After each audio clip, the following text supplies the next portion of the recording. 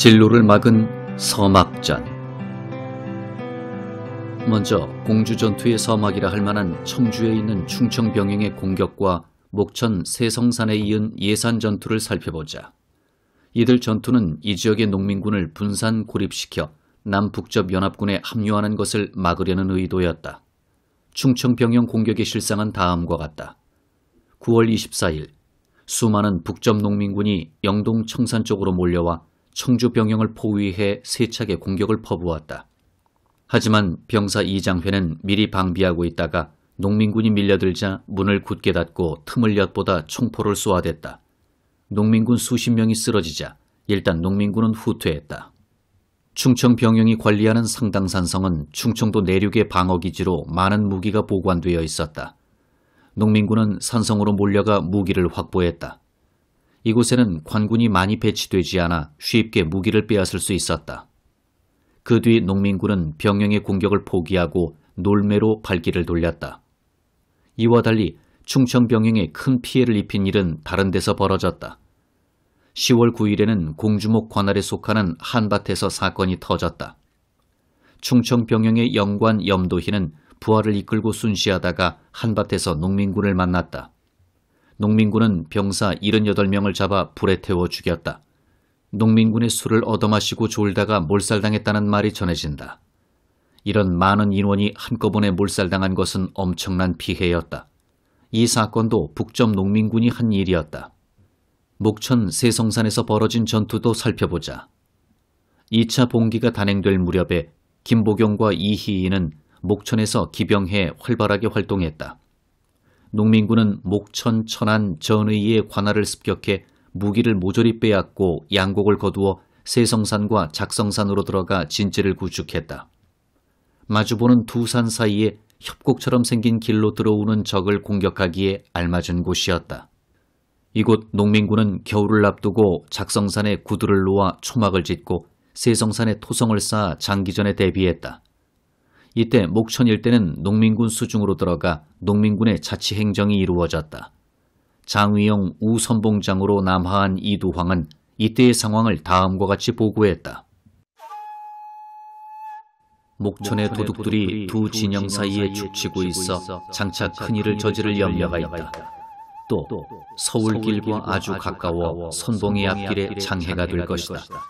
그러니 서울 가까운 도둑을 격파하여 우리 군사가 승리를 기록한 뒤에 그 승전의 군사를 이끌고 남쪽으로 승승장구해야 우리 군사는 기세가 올라갈 것이요 도둑들은 예기가 꺾일 것이다. 양호 우선봉 일기.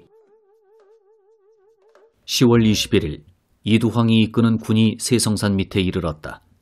이두황은 세성산은 삼면이 심한 절벽이고 한 면만이 조금 평지였는데 진지가 매우 견고하고 넓었다. 깃발이 숲처럼 서 있었고 포성이 들판을 울렸다라고 그날 아침 전경을 기록했다. 수천 명의 농민군이 작은 산을 차지하고 있었으니 그 광경이 볼만했을 것이다. 장위영군은 세 갈래로 나뉘어 공격을 개시했다. 이른 아침부터 오후 늦게까지 치열한 공방전이 펼쳐졌다. 농민군은 항전을 벌이다가 해질 무렵 진지를 버리고 흩어져야 했다.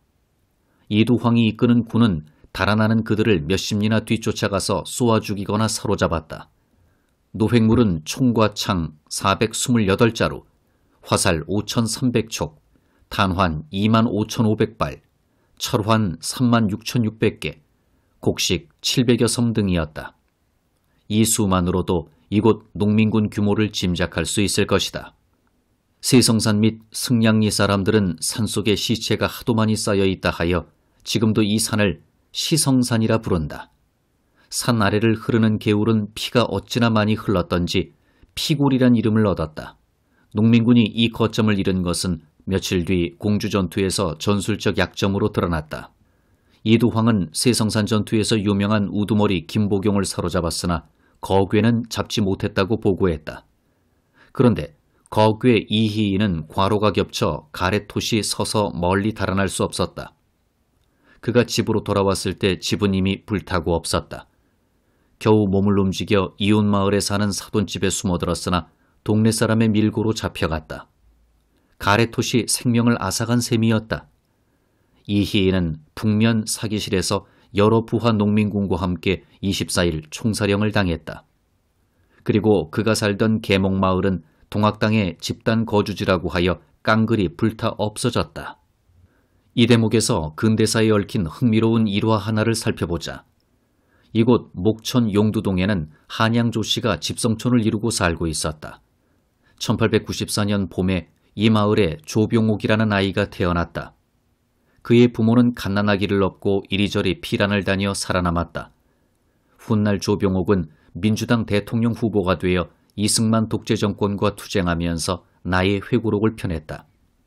이 책에서 그는 부모가 동학난 때 피란을 간 사실과 함께 동학난이 부정부패를 척결하고 척양척외의 반외세 기치를 내걸었다고 평가하면서 그 역사적 의무가 자신에게 운명적으로 주어졌다고 회고했다.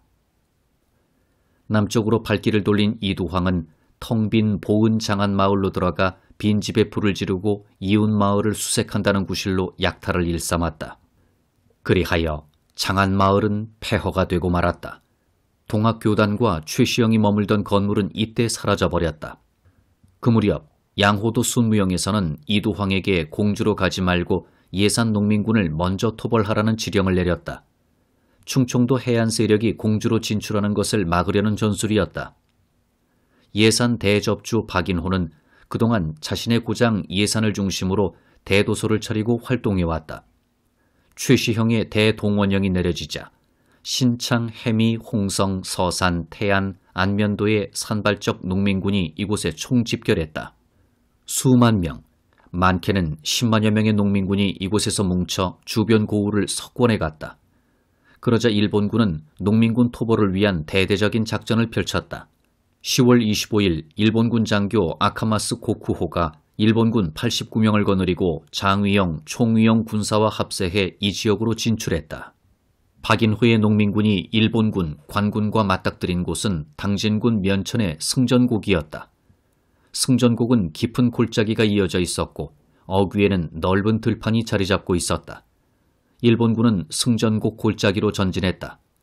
농민군은 맹렬히 사격을 퍼부었고 서풍을 이용해 산과 들에 불을 질렀다.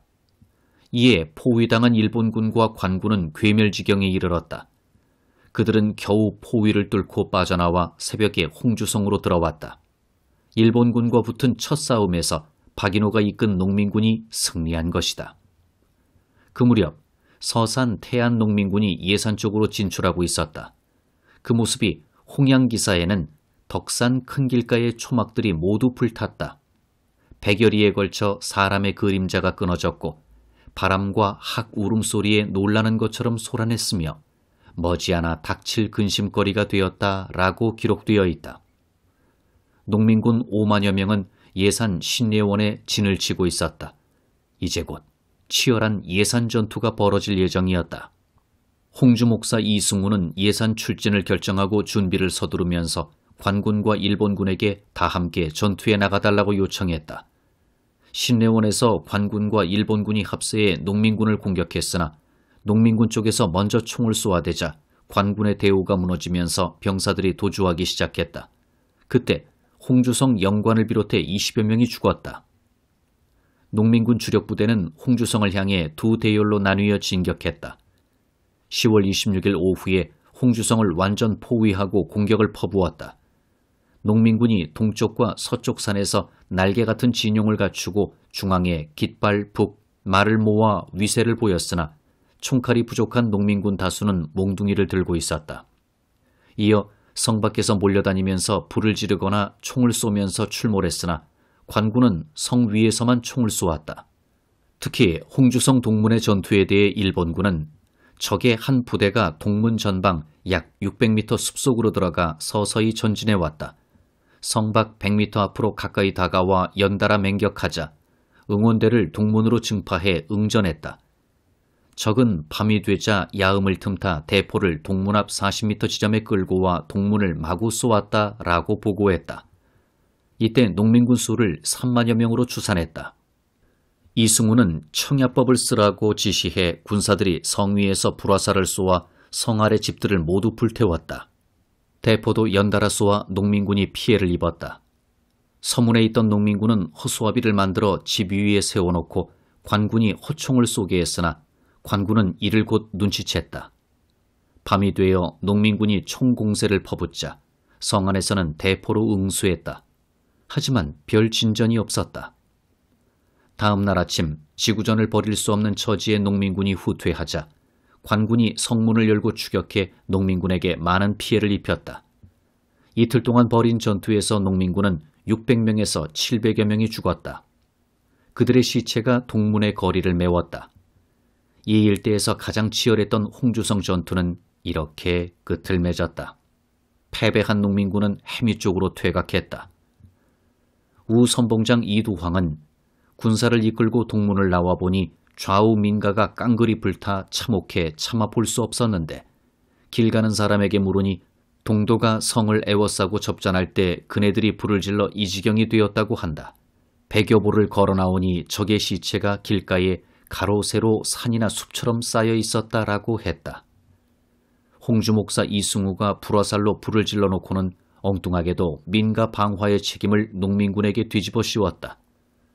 서산과 태안으로 흩어진 농민군은 계속 관군의 추격을 받아 결국 공주전투에 참여하지 못했다. 이 서전은 서로 공방을 펼쳐 승패를 결정하지는 못했지만 대체로 아마추어격인 농민군이 밀리는 형국이었다. 또한 각지의 농민군을 공주전투에 합류하지 못하게 차단하려는 일본군의 전술도 성공한 셈이었다.